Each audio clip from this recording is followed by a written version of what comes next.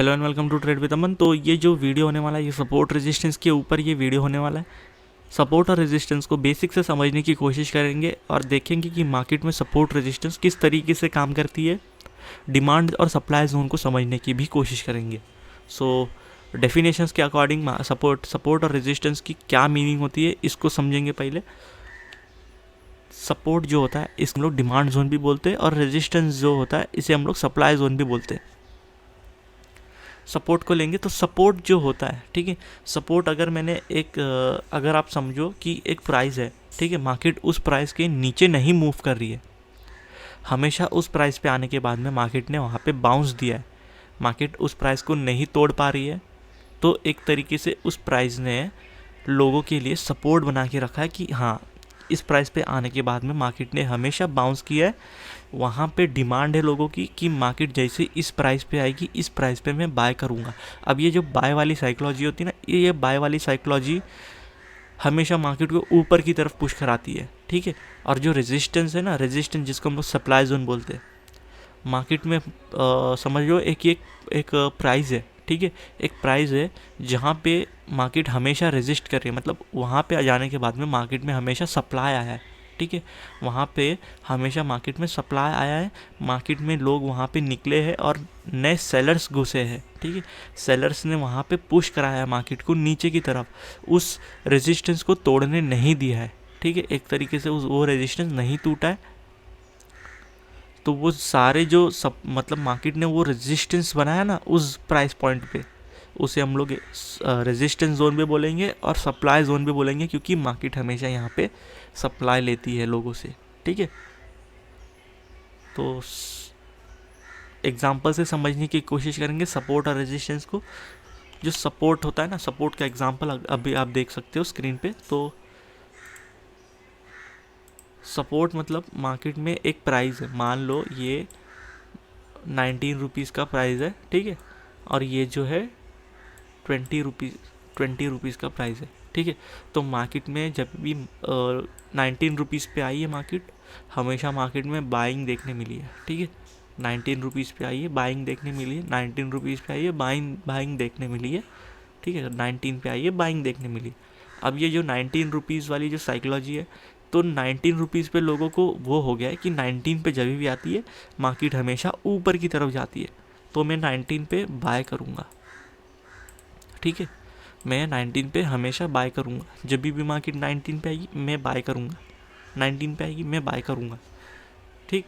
तो ये जो चीज़ है इसी को हम लोग बोलते हैं सपोर्ट जोन, क्योंकि मार्केट ने सपोर्ट बना के रखा है इस जोन में, ठीक है। अगर मार्केट इस 19 रुपीज़ को क्रॉस करती, ठीक है, आते आते क्रॉस कर देती, और जब मार्केट इस चीज़ को तोड़ के नीचे चली जाती ना, तो ये जो जोन है ये जोन चेंज हो जाता, ये जोन चेंज होके सपोर्ट जोन ये नहीं रहता, क्योंकि मार्केट में यहाँ पे सप्लाई आया है और मार्केट नीचे की तरफ गई है, तो ये एक रेजिस्टेंस जोन बन जाता, ठीक है। सपोर्ट जोन सिंपल सी चीज़ है कि अगर जब मार्केट हमेशा एक पॉइंट पे आने के बाद ऊपर की तरफ पंप हो जाए, ठीक है, ऐसा एक बार नहीं बार बार हो रहा है, तो इस चीज़ को हम लोग कंसीडर करेंगे एक जोन में, और इस जोन को बोलेंगे सपोर्ट जोन, क्योंकि मार्केट ने हमेशा इस जोन पे सपोर्ट बनाया। रेजिस्टेंस पे आएंगे तो रेजिस्टेंस पे अगर आप देखेंगे तो मार्केट में ये रेजिस्टेंस जो बना हुआ है, ठीक है, ये प्राइस है समझ लो 20 रुपीज़ का, ये प्राइस है 19 रुपीज़ का, ठीक। तो मार्केट हमेशा 20 रुपीज़ पे आ रही है, 20 रुपीज़ पे आने के बाद में मार्केट हमेशा नीचे की तरफ जा रही है, ठीक है, 20 पे आई मार्केट नीचे की तरफ चली गई, 20 पे आई नीचे की तरफ गई, 20 पे आई नीचे की तरफ पुश हो गई। अब ये जो पुश हो रही है ना इन पॉइंट्स पे जो पुशिंग आ रही है मार्केट में, इस पॉइंट को हम लोग बोलेंगे कि यहाँ पे सप्लाई है, क्योंकि जो 19 रुपीज़ पे बाय कर रहे हैं वो 20 रुपीज़ पे एग्जिट मार रहे, ठीक है, 20 रुपीज़ पे जो नए सेलर्स बैठे हुए हैं जो कि सेल कर रहे हैं इंट्राडे पे, ठीक है, इंट्राडे पे जो सेल कर रहे हैं, सेलिंग जो आ रही है मार्केट में वो हमेशा मार्केट को नीचे की तरफ पुश कर रही है।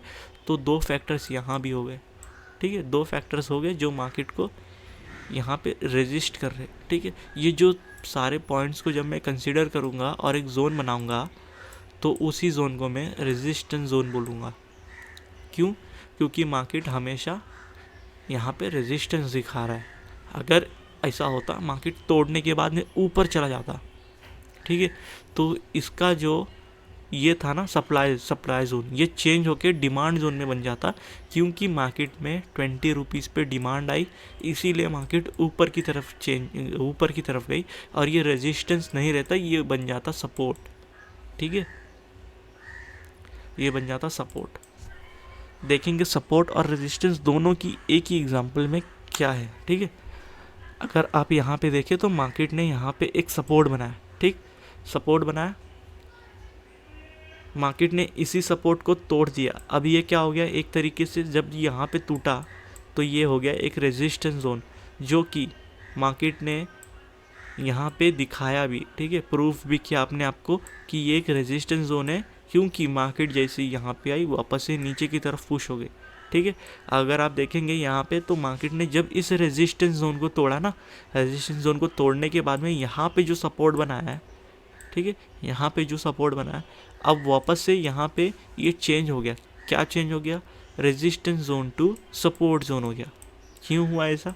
क्योंकि अगर आप देखेंगे तो मार्केट में जो सप्लाई था ना, सप्लाई चेंज होके डिमांड में बन चुका है, डिमांड हो चुका है मार्केट में, डिमांड है इस प्राइस को लेके।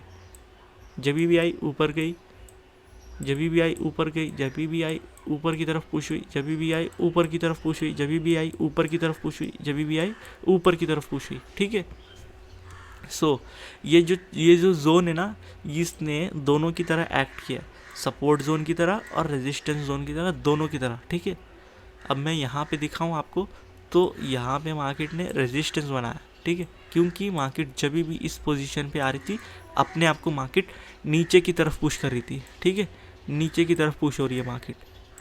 अब ये जो पॉइंट्स को कंसीडर करूँगा, तो जब ये पॉइंट्स को कंसीडर करने के बाद में मैं जोन में पुट करूँगा, तो इस जोन को मैं रेजिस्टेंस जोन बोलूँगा। ठीक है, अगर इस पोजीशन पे आप देखेंगे मार्केट ने इस जोन को तोड़ा, ठीक है, इस रेजिस्टेंस जोन को तोड़ा, ये प्राइस को तोड़ा, प्राइस को तोड़ने के बाद में जब मार्केट ने इसी के ऊपर रिटेस्ट लिया होगा, तो ये रेजिस्टेंस जोन कन्वर्ट हो जाएगा सपोर्ट में, ये रेजिस्टेंस टू सपोर्ट में कन्वर्ट हो जाएगा। क्यों कन्वर्ट हो जाएगा? क्योंकि पहले जो था मार्केट में सप्लाई था, ठीक है, इस पोजीशन को लेके यहाँ पे सप्लाई था, यहाँ पे भी सप्लाई होना चाहिए था, बट यहाँ पे सप्लाई नहीं है।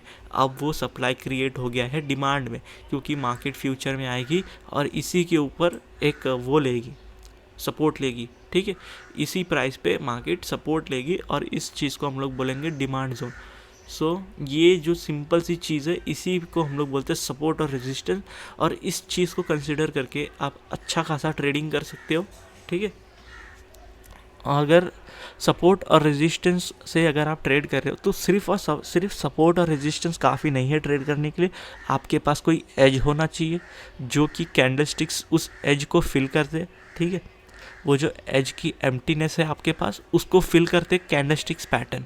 अब ये जो कैंडलस्टिक्स है ना, ये साइकोलॉजी दिखाते हैं मार्केट की। सो बेसिकली जब भी आप सपोर्ट और रेजिस्टेंस को यूज़ करो ट्रेड करने के लिए, हमेशा कैंडलस्टिक्स के साइकोलॉजी को समझो, हमेशा कैंडलस्टिक्स के पैटर्न को समझो।